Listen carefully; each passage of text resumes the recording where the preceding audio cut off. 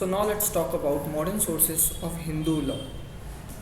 Judicial decisions are considered to be the most important ingredients of modern sources.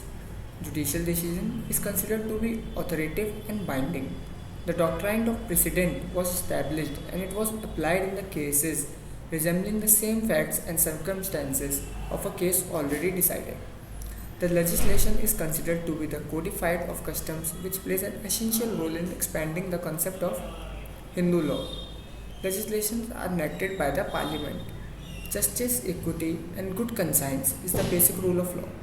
This rule of law applies where an existing law doesn't apply in a case before the court decides the particular matter by applying it rationality and concept of justice, equity, and good conscience.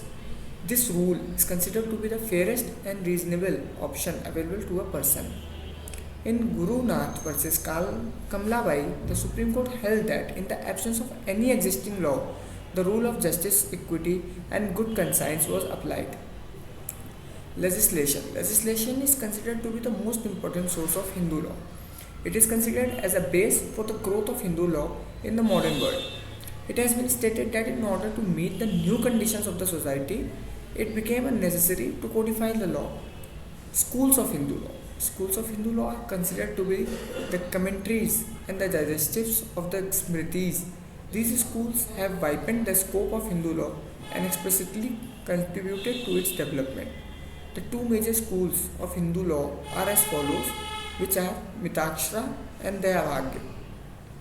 What is Mitakshara? Mitakshara is one of the most important schools of Hindu law.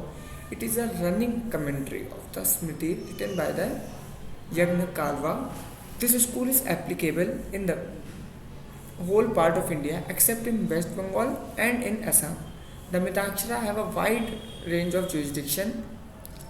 However, different parts of the country practice law differently because of the different customs followed by them.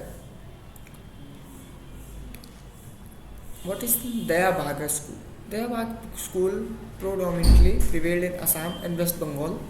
This is also one of the most important schools of Hindu laws. It is considered to be a digest of the leading Smritis.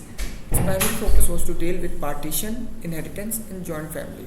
According to Kane, it was incorporated in between 1910 and 1130 AD. Dayabhag school was formulated with a view of eradicating all the other absurd and artificial principles of inheritance. The immediate benefit of this new digest is that it tends to remove all the shortcomings and limitations of the previously established principles and including of many congregates in the list of ayers which are restricted by Mitakshara school.